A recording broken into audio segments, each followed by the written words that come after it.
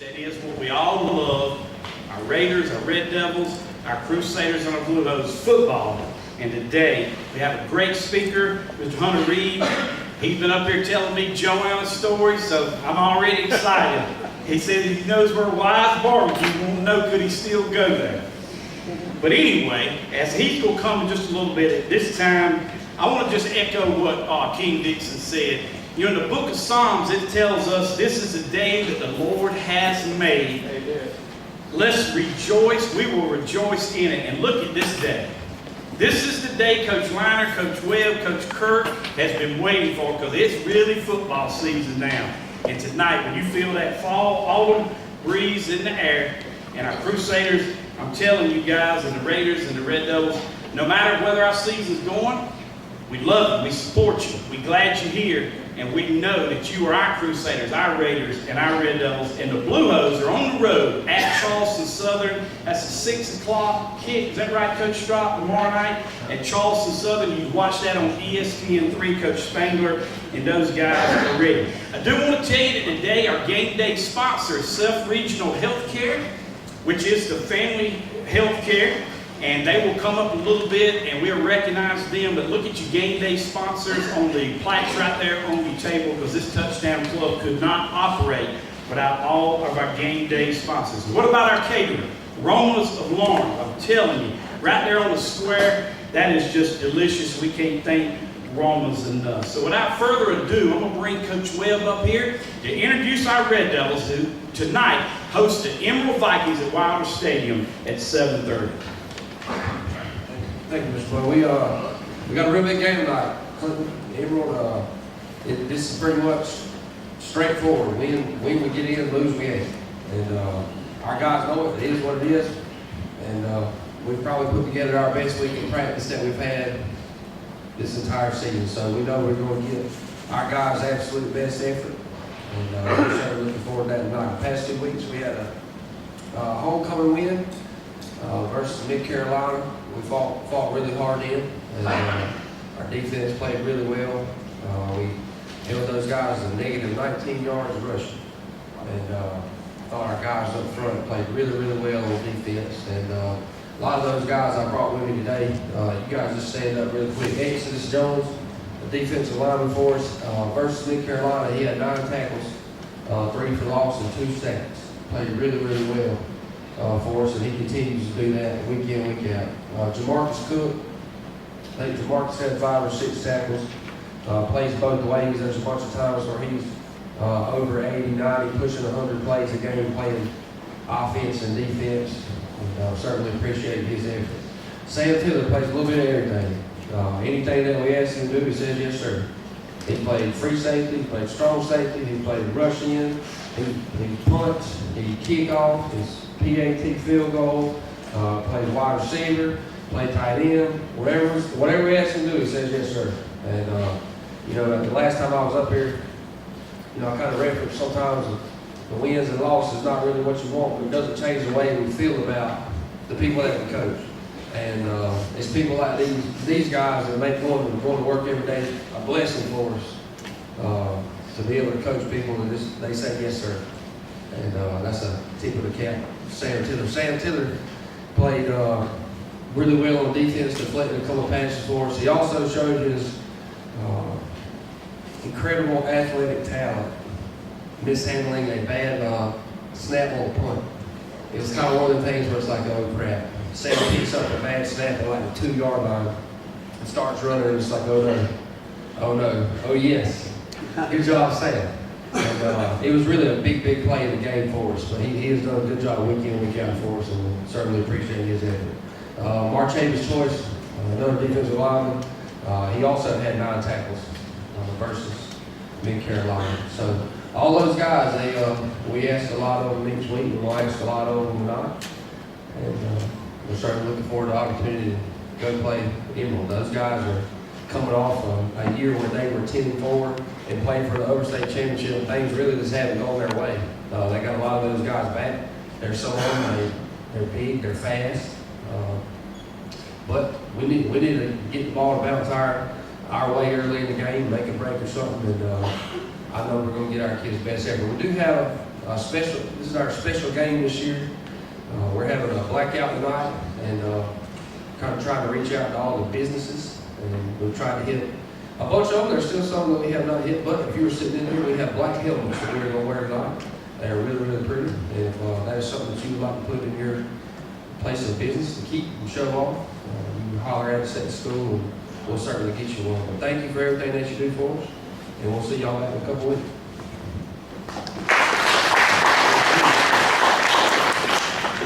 You know, one of the greatest things about being the MC this year is when Amanda first asked me, I said, when you're good friends with the coaches like Coach Liner, Coach Webb, and Coach Kirk, I get to pick at them because they all are my friends. I don't get to pick on Coach Spangler as much, but when he's here, I promise you I get him. But echoing on what Coach Webb said, Sam, when you dropped that punt and you started running and I knew where you had to get on the radio, I didn't say run, Sam, run. I kind of caught myself and said, run, Forrest, run.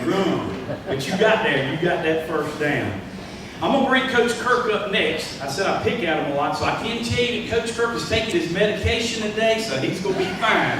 So with that said, Coach Todd Kirk.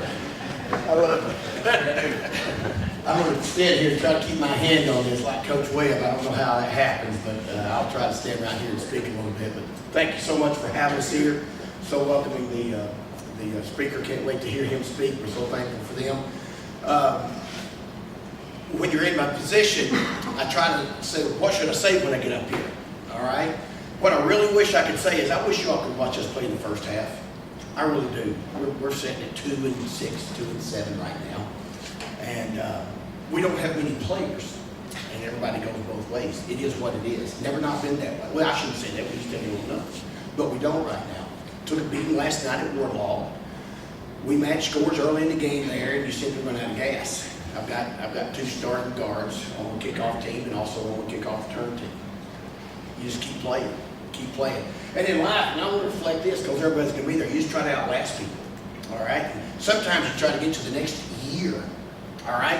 That's tough, but that's what you have to do. I appreciate these 2 guys hanging in there. And I've got a group of 12, and one's got a brace on his leg, but you just hang in there. Listen to this too. Everybody's got a sad story. All right, know that. That's where we are. All right, and these coaches have they're true, they're real. They're real. All right, but you hang in there and try to be an example to young kids, and you keep going. Last night, DeMonte, stand up, DeMonte. We were able to hit him a couple times in the first half. He's a good tight end, runs a great drag route, and can catch the ball. Never comes off the field for anything. Never on the sideline. So once he starts the game, he's in it till the end. Have a seat, please. All right, and they took him away second half. We were not able to throw it to him. All right, Thomas, the quarterback, stand up, Thomas. Thomas, I think, is around 55, 56 touchdown passes at Orange Academy right now. Great feat right now. He's done a good job. He's the second year starting. But if you rush the ends a lot of the field, you're going to contain him, and it makes it hard on their offense. That's why I scream at the blocker on the edge all the time, as if he's not doing his job. But you can scheme us and have some success. And again, in the second half, you're going to beat us.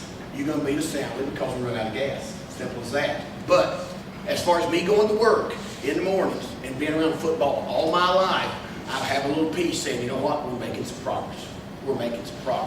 If you get a chance, I'd love to come and see you. I'd love for you to come see us. Now, obviously, we played last night. You guys played tonight. I wish you the best of luck.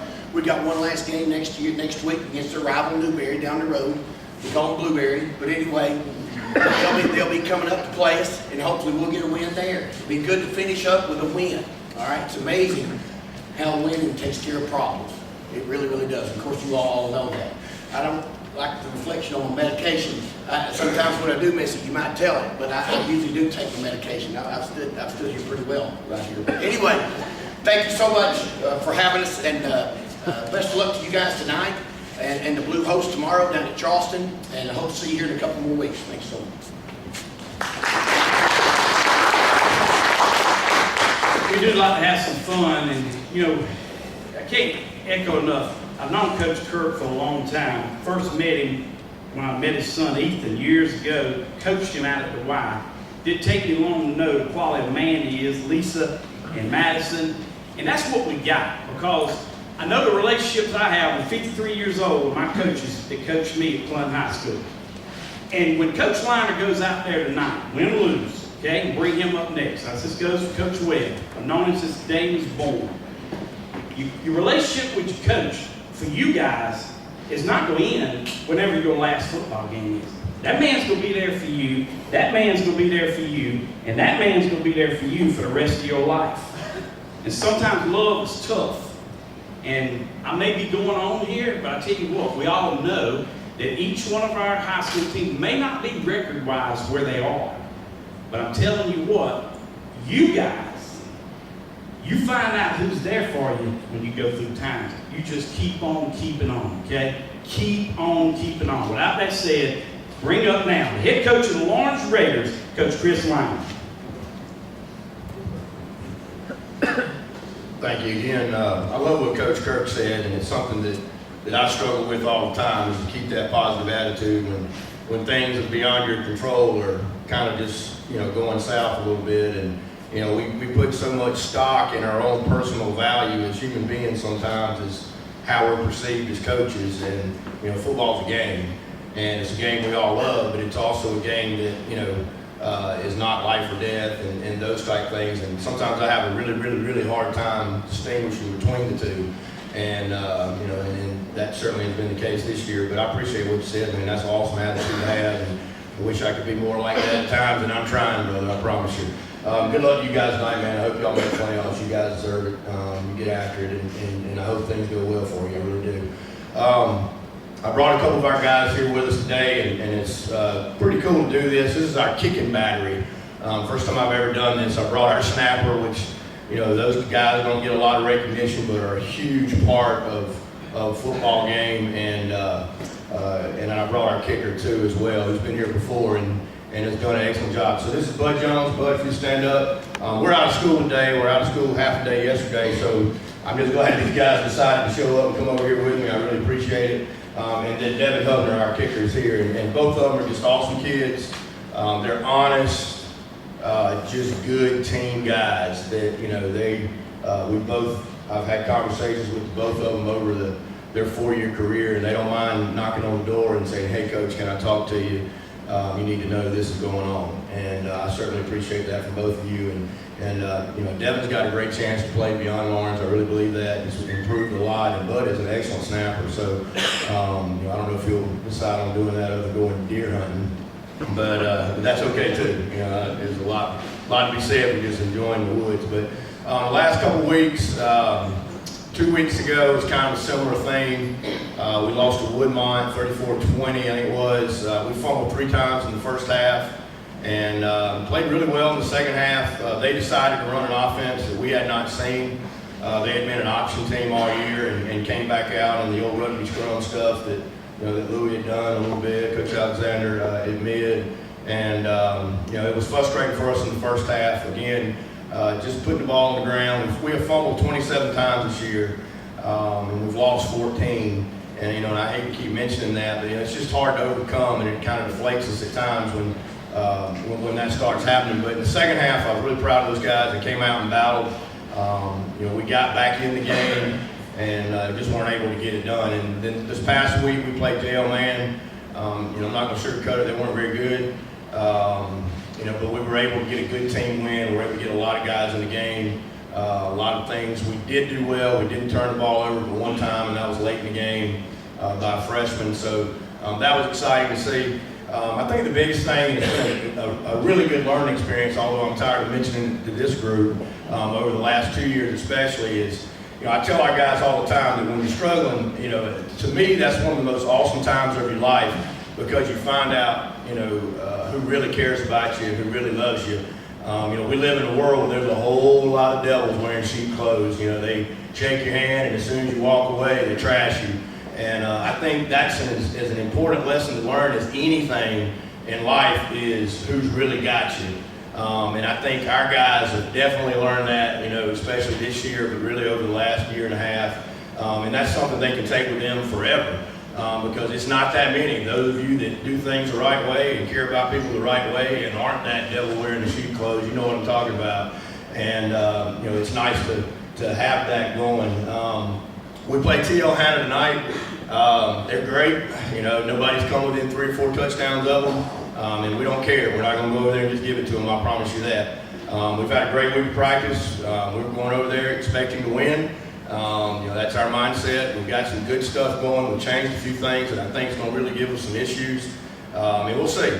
They're well coached. They're kind of the anti-us. They don't turn the ball over at all. I've watched 8 of their games, and they've had 1 fumble and it went out of bounds. So, they're very sound in what they do. They're a wing T team, and you'll think you're watching the same team play. They don't run as much option as we do. They run a lot of belly option and some midline. Not as much just true triple as we do, but it's very, very, very similar. A lot of rocket toss, a lot of jet. So you'll see 2 similar styles. If you come to the game tonight, it will probably be over at 9 o'clock. So it's not, they throw the ball less than we do. One thing I think is super cool, and I think all these guys probably need to hear this, Hannah only plays 17 players. They start 5 guys both ways, including their guy that's going to South Carolina. He plays every snap on defensive tackle and fullback. They literally play 17 players, and they have 9 guys that play both ways, 5 that start both ways. And I think sometimes we kind of send our message to our kids that you can't win in 2018 doing that style of football, and that's just not true. And if you come to the game tonight, you will see it live and in color. And they're good both ways. They get after it and so forth. Biggest thing again for us tonight, I think, is a lot of people say that you got to have confidence. Confidence breeds success. I believe it's the exact opposite of that. I believe success breeds confidence. And we need to go over there and have some success against these guys tonight to give ourselves the confidence. I heard Coach Webb mention this last time we were here, and I don't know what the people in Columbia think about it, but I'm going to go ahead and tell you right now, brother, it's extraordinarily wise what you're doing. Is to have the way you have your middle school set up and the way you're doing your sub-varsity. By allowing those guys to have some success, that's going to spell a whole lot of victories in the next couple of years. So even though you're probably taking some pot shots for it, you're doing it right, and that's exactly what you should be doing, okay? And I'm happy for you for that. Thank you, guys. Appreciate you. Look forward to seeing you again in a couple of weeks. So the Raiders tonight at T.O. Hannah. The Red Devils host Emerald. Lawrence Academy played last night. I think next week y'all got Newberry. Oh, guys, I know you got to beat Newberry. So that's to support those guys. And now we will go to our speaker. And to introduce our speaker today, we will go to a man who probably knows as much Furman University athletic history as anybody I know. I don't know if it's as much as his Clinton Red Devil history, but Monty, if you will start your way, I will tell you that Monty is ecstatic. He is as happy as you ever will see him because his Red Sox are going to the World Series. So ladies and gentlemen, a man who is a historian, he's wrote many novels. Again, he knows more about Red Devil football history than any man I know, Mr. Monty Dudley. Between Buddy introducing me and me introducing Hunter, Hunter's got a knock, man. I don't know as much about Furman as Hunter Reid does. This is Hunter's 34th year, and he worked his 400th football game, and it was quite fitting because the Paladins beat Wofford 34-14, and that is the oldest football rivalry in the Deep South. Furman and Wofford have been playing longer than Clemson and Carolina, and even Furman and the Citadel. But I have known Hunter for more than 34 years. Because when I worked in the Furman Sports Information Office under a great SID named Rick Covington, back in those days, probably these days too, you worked all day and all night on Sunday. Because when you typed all those stats, they weren't in some database. They didn't just get cranked out. You had to tape them. You had to, after the game was over, we would take a purple felt tip pen and mark over the old stats and then type them from scratch. But a lot of research was involved. Meanwhile, in my hometown, at Presbyterian College, Hunter Reid was the sports information director.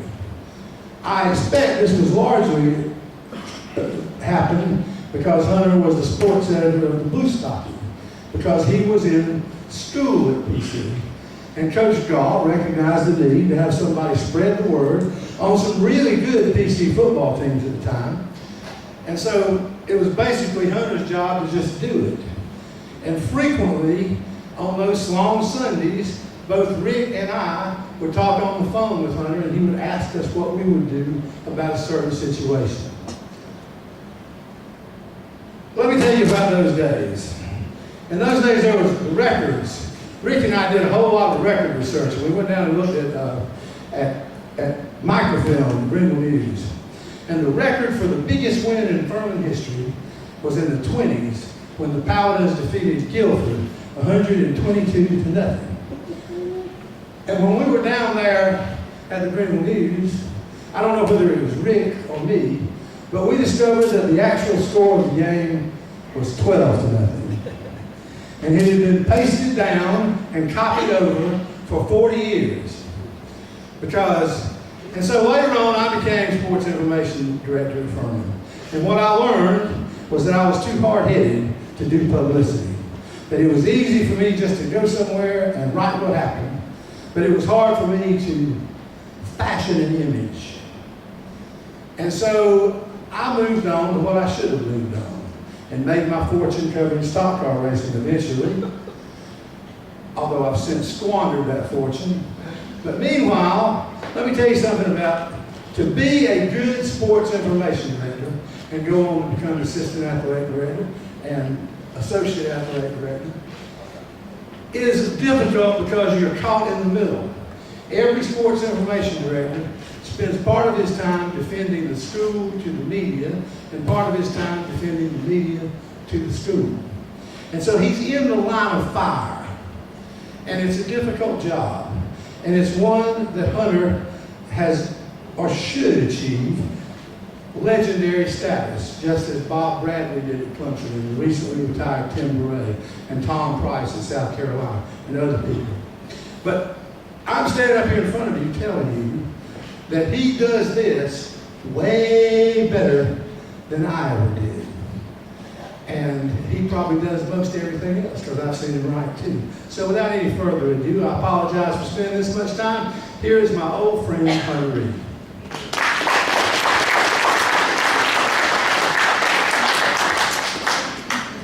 Well, thank you, Monty. That was way over the top. I appreciate that very much.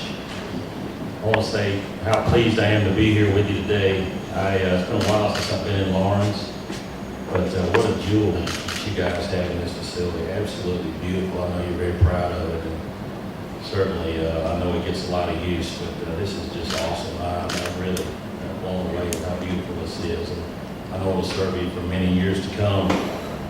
Back this summer, I got a call from Sandy asking would I come speak to you guys today, and I'm not exactly on the speaking circuit. That's pretty much the coach's realm, but I quickly said yes, and I started to see Sandy try to throw an 85-mile-an-hour fastball and tore his rotator cuff. But Sandy, I hope you have a good recovery there.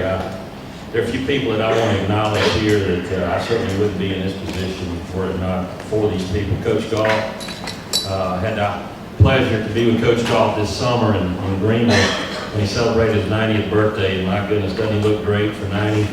And Coach, if I can make it to 57, I'll be happy. You look great, Coach. So happy to see you here today. And Bob Strock and Betty. Coach Strock, I know he's legendary around these parts. Coach Strock was a great quarterback at Erskine College, and he was so good at Erskine and such a dominant force that the school decided to drop football after he finished his career there. And but lo and behold, like 70 years later, Coach, they're going to bring it back. And I hear you're going to be the president of Letterman's Association, so they got a guy that can step right in over there. And one more thing I want to say about Coach Gall. I think it was my senior year at PC. I came back for an extra term to get a second major. And Coach Gall had been after me about playing tennis. And I played tennis in high school, and I was burned out. I'm still burned out. I don't go anywhere near a tennis court anymore. But he got me out there and wore me out.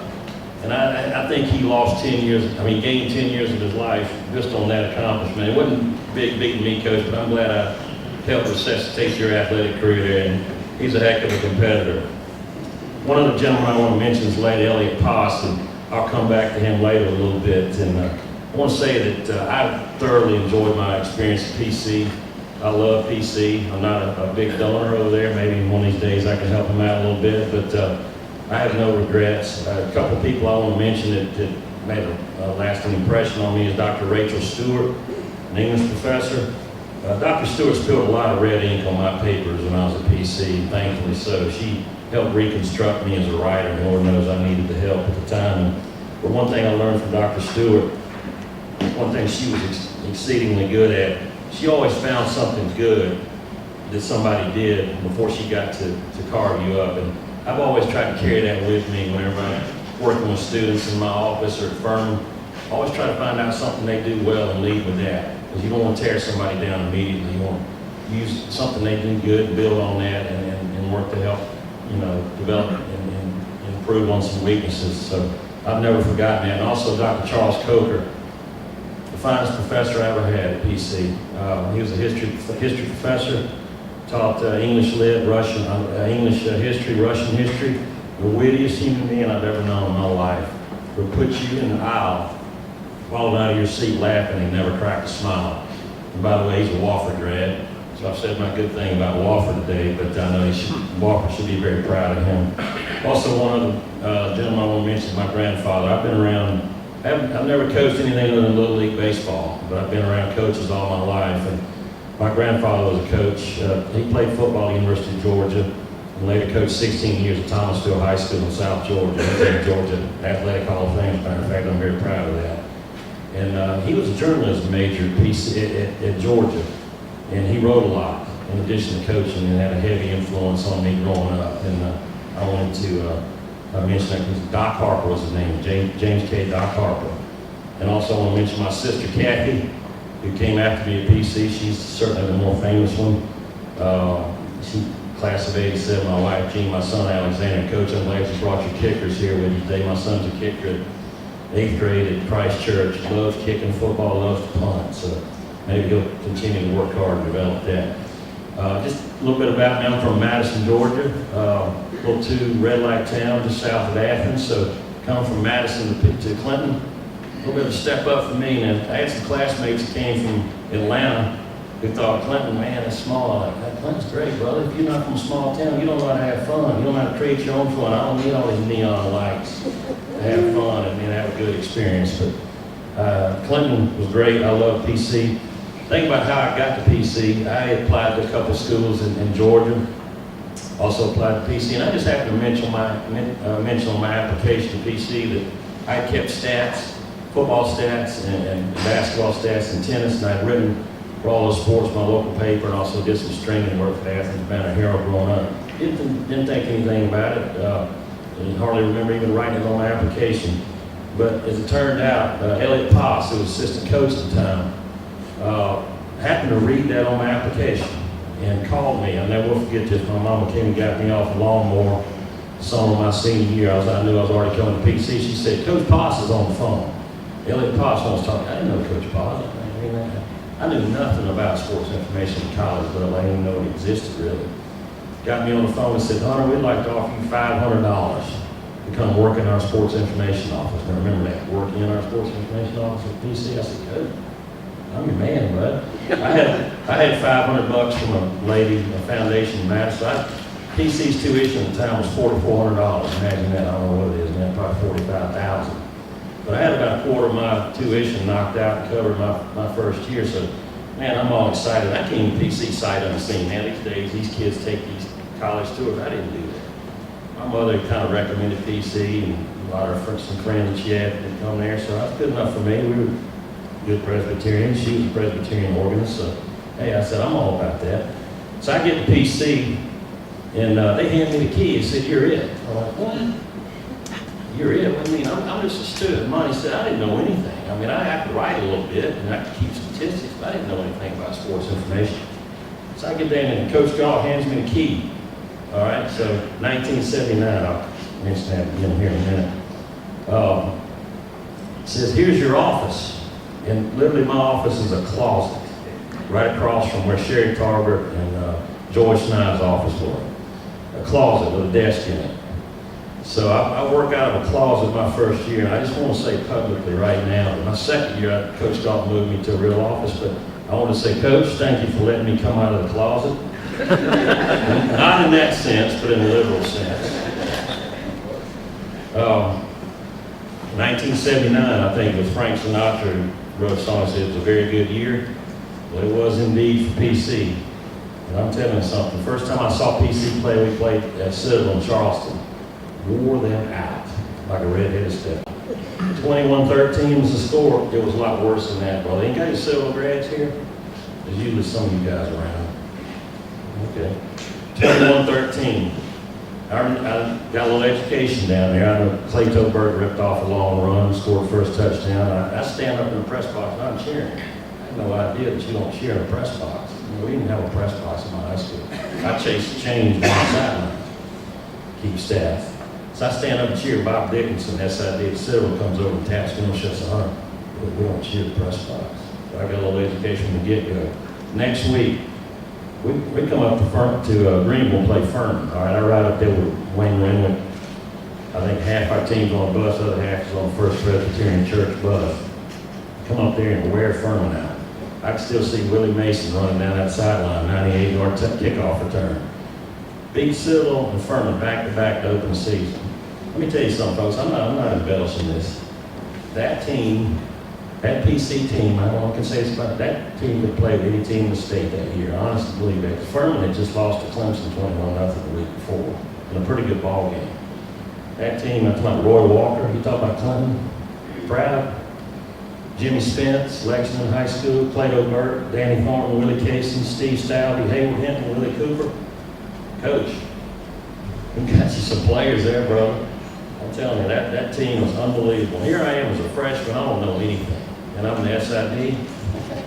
Get on that fast train. I did. I tell you what, that was a heck of a year. I want to say that also, I want to thank a gentleman by the name of Keith Cannon, who was a longtime resident here, worked with the school district over in Clinton.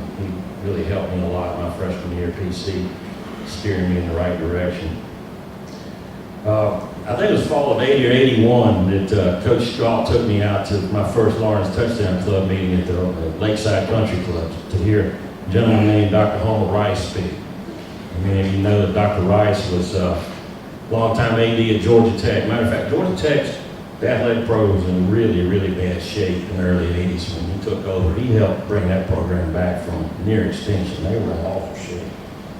And one thing I've never forgotten about that speech, not so much I remember what he said, but the fact that when it was over, I found out that he came and spoke to us that day after his mother had passed away that morning. And I tell you what, if you ever need an excuse to not make an engagement when your mama passes away, there's your ticket out. But the fact that he came and spoke to our group, I've never forgotten that. And surely I believe that we need more men of character like that in this day and age. I've never forgotten that. I want to mention one former player for Coach Strock that I've never forgotten, a young man by the name of Marty Martin, Lowell Richland High School, defensive back. Marty and I were the same year at PC. We were riding on the team bus down to play Citadel. I think it was our freshman year, and I was sitting next to Marty. I had a window seat. Marty was on the aisle, and we were down about Chapin, and I think he dozed off, and I was probably about halfway there. And I look up, and here's a guy named Jay Byers, who was a wide receiver for us. He was a senior on the team. He's ambling down the aisle of the bus. Back in the day now, the way this doesn't happen, he's got a big old shawl and then a spit cup. He's walking down the aisle. In his right hand, he's got a magazine or something. He's headed to the can back of the bus. And we were freshmen, we were near the back of the bus. He comes down, the bus hits the bump in the road. And that cup of chaw lands right on Marty Martin, top of his head. I've never seen an expression on a guy's face. I mean, that thing was like ground zero. And I got a little bit on me. Sorry for dropping the microwave. I got a little bit on me, but Marty was just covered up with tobacco juice. Now, as luck would have it, this is long before cell phones, of course. Marty, being from Lower Richland, we were able to pull over. I think we were having our pregame meal in Columbia anyway. We pulled over and we were able to call his mom. She brought fresh change of pants and a shirt for him, but I've never forgotten that. And one reason I've never forgotten that is the fact that Marty was in ROTC at PC, and he later, unfortunately, was killed in a helicopter crash in Vietnam, leading a search party for MIAs. Fine young man. One thing I want to mention, the coldest football game I've ever been in my life was, I believe, 1981, Mars Hill. Man, at my time at Furman, I've been to some cold football games. Pocatello, Idaho, in the middle of December, Bozeman, Montana, Fargo, North Dakota, and I've been to several games in Boone, North Carolina that were really cold. But I went to a game at Mars Hill one time, I'll never will forget this. Got on the bus at PC, it was about 60 degrees. I think it was middle October. I had a real light wind jacket. Didn't listen to my mama very much about taking a nice heavy jacket out. So I get on the bus, I get off the bus at Mars Hill, and it's about 30 degrees. The wind's howling. I'll never will forget, went in the student center, and I watched Furman play Appalachian State that day on regional TV, and Furman's wearing tearaway jerseys for some reason. I know Monty knows the story behind that. But I froze my rear end off. They had old rickety press box up there. I still not thawed out from that game. But fortunately, we won that game. Coach Strock, we had a player named Reese Ammons.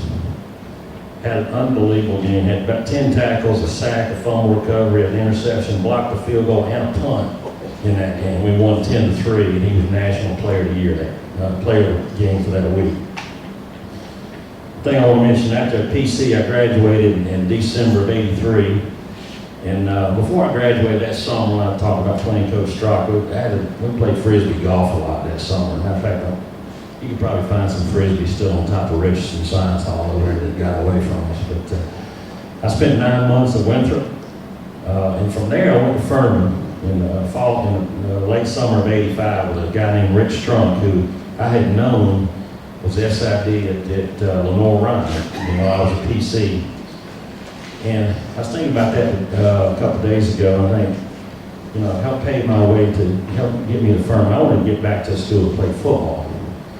And Furman was my ticket, but wasn't so much at that point what I knew, but also played a role as who I knew. And I tell you, young folks, young men, that'd be very important to you down the road. You may know a lot, but also work on developing relationships, because you never know when they'll help you punch up and open that next door in your life. That was very big. And I appreciated Rick allowing me to come to Furman as his assistant, making $3,000 a year. Well, 33 plus years now at Furman, small university, came from a small college, from a small town. You can see, I've never subscribed to the theory it's bigger is better. You can find happiness wherever you are. It can be in the middle of New York City, if that's your deal. It could be in Clinton, South Carolina. It could be in Madison. It could be in Shadydale, Georgia, with a blinking red light. Life's what you make it. One thing I was thinking about today, it's good to see. I love to see the Diamond L. Coach Buddy Jennings. I don't know my Lawrence football history. Doug, you can probably help me out a little bit. But I know now in this day and age, with huddle, recruiting, and all these clips that you see of the commitments. I actually watched one last night. We got an offensive lineman commitment out of Florida. I watched his little recruiting tape. But I'm amazed at the number of diamonds on helmets that I see in high schools all over, in Georgia, North Carolina. And I like to think that Coach Jennings, was he responsible for bringing the Diamond L to Lawrence? But you see the diamond and you just substitute your number. And I just think that's so cool, because I'm just blown away with how many high schools in this multi-state area use the diamond helmet. And that originated with Furman in the early 70s, and I just love seeing that. It's totally cool. And I'm not going to go without mentioning Clinton now, okay? I tell you what, I'll take a guy named Brian Pitts any day of the week and twice on Sunday. Heck of a football player to play for Furman, defensive lineman. Take him all day long. Players just like him, a guy named Josh Moore, who played formal, which I know they no longer play football, an All-American offensive lineman for us, won Jacobs Blocking Award, outstanding tackle. So we've had some good success in this county, and I certainly hope Furman will do its best to bring some of you guys up there to play some good Division I football. As Monty mentioned, I've been fortunate to last for 400 football games at Furman. in my time there, 33 years. I really feel blessed that I've been able to translate a passion into a career. And I'm not so sure a lot of people can say that, so I feel especially blessed that I can say that. I like to think back, what made that possible? Circling back now, who knows? Had I not even listed on my college application that I kept stats and wrote for a newspaper, I may be doing something different now, maybe enjoying something different. But I think that little thing that I did, put on my application, really changed my life. I didn't know it at the time. A lot of times you don't know, little things that you do that change your life.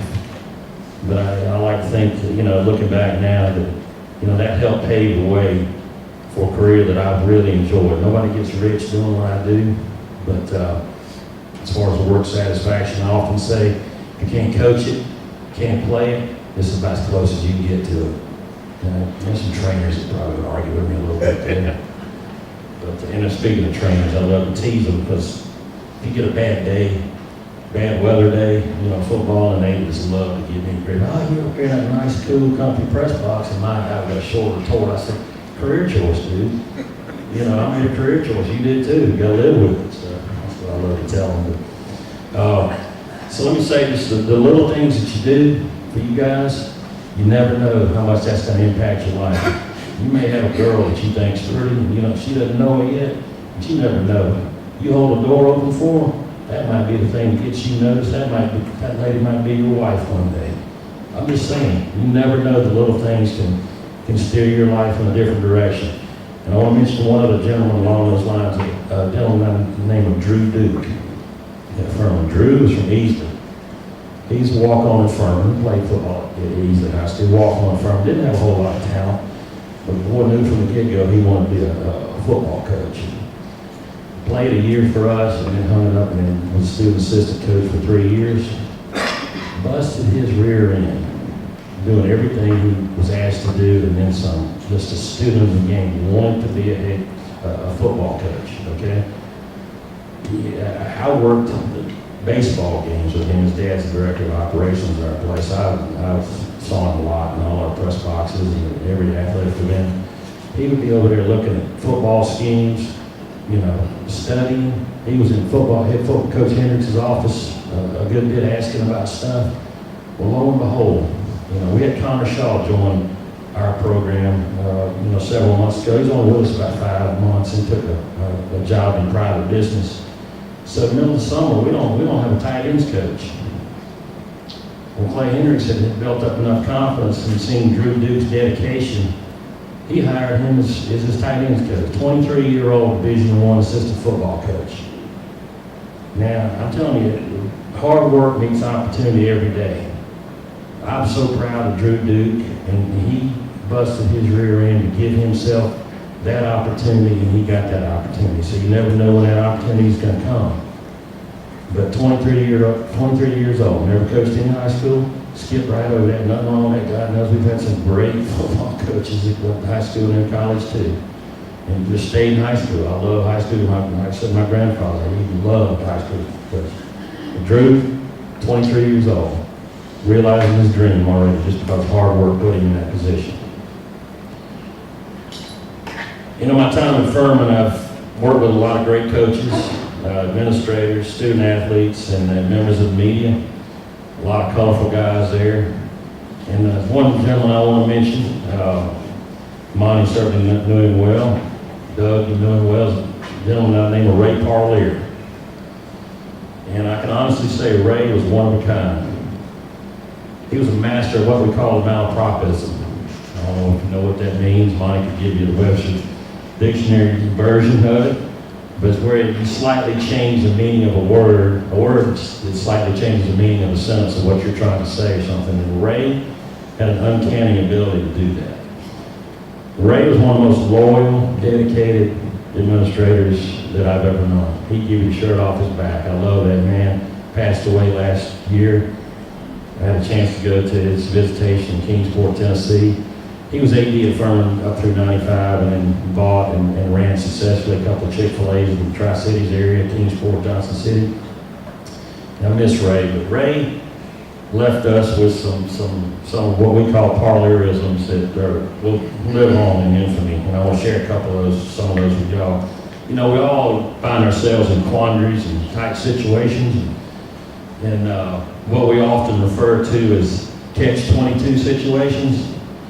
Well, Ray called them catch-29 situations, which is slightly more precarious than catch-22 situation, I guess. But I've lived in mortal fear that just in polite company, I'm going to say, yeah, I was in a catch-29 situation. People look, what's he talking about? I was mortified that I would repeat that, but Ray used to use that all the time. Another one, we had a budget meeting one time with all our coaches. Ray was getting frustrated with coaches spending too much money. And finally, he just said, you know what? I'm going to have to sit down with each one of you and go over your budgets with a fine-tooth pick. Instead of fine-tooth comb. Another one of Ray's assistant, his budget director, staff accountant was a lady named Elaine Coughlin. Her office is right next door to Ray. She was in his office quite a bit, and one day she was standing there talking to Ray, going over some budget stuff, and in walked a copier rep, repair rep. I think his name was Ron Chitty. Ray stood up and said, oh, Ron, hey, how you doing? I want to introduce you to my right-hand arm. Elaine Coughlin. Hey, I can imagine that kind of stuff. Right-hand arm? That was Ray. And this is probably one of my favorites. In 1991, well, I think I'm 30, I'm looking to buy my first house. Interest rates have come down to 10.5%. You guys don't know that from 10.5%, man, that was great. At that time, it had been 18-20% not too before that. So I'm looking to buy my first house. I'm all jacked up. And there's a guy that I work with, Terry Bradley, in our office. He's our marketing guy, and he's the same age roughly. He's looking to buy his first house, and we're at the end of the day, and we're all, where are you going to look to buy? I don't know. And then Ray comes bebopping in. Ray never had missed a chance to jump in on a conversation. He said, yeah, I remember buying my first house. I said, Shirley, Ray was an assistant athletic trainer at Georgia Tech at the time. So I remember buying my first house. And we actually had a trailer. We had to get rid of that trailer. And I got a call from Shirley, my wife, Ray said, come home and said, I think we got a buyer for our trailer. So Ray finished up at Tech that day and raced home. Sure enough, there was a lady there in the trailer talking to Shirley. And Ray said, yeah, she was Oriental, I think. I said, okay. All right, Ray, we follow you. He said, she's from that two-word country. So you can just see the globe in my mind slip around, roll around. I'm like, okay. Ray, she from South Korea? No. She from North Korea, Ray? No, I'm like, well, maybe Ray didn't know the Vietnam War was over by then. I just said, South Vietnam? No. North Vietnam? No. I said, I can't think of any other two-word country. So I just started naming. I said, Thailand. Yeah. That's it. I said, if I had a chalkboard, I said, Ray, spell Thailand for me. I promise you it's spelled T-I-E-L-A-N-D, two separate words. I'll never forget that. And here's another one, too. He got two more for you. One time, Ray had me and AD had this massive desk, papers out the wazoo. Couldn't find something, and he maybe had Lane in there helping find out, looking for his keys or something. Finally found it after about 5 minutes of searching, and he just blurted out and said, if I'd been a snake, it'd have bit me. And one more for you, and I'll put the mic down. I think it was about 1991 again. There's that group, New Kids on the Block. They were all the rage, man. I mean, these young guys from Long Island or whatever, about a couple brothers, and man, they were just selling out every venue, just killing it among the young set. And I don't know how it happened, but we were able to get them to play a concert at Powell Stadium, 16,000, but we had chairs on the field. We had 28,000 people there for that concert. And I think Ray probably arranged, we made about 50 grand out of that. I don't know, some promoter paid us. And Ray was just all excited. He thought, God, no, we did that this week, and we could just do this every week, have a concert out here. And he just said, said, well, what about that band, Guns and Rifles? Man, and he had a flair for that. I've got a file thick of some of Ray parleurisms that I could write a book on. Maybe I'll have to write one if Furman unloads in one of these years. But anyway, I thank y'all for letting me join you today. I really appreciate it. It's been an honor to be here. I'm not on the speaking circuit often, but good to connect with a lot of my old PC guys and Lauren's here too, and Clement. Thank you very much.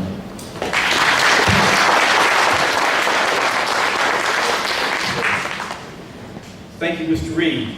And I'll ask Self Regional Family Health Care if they have come up.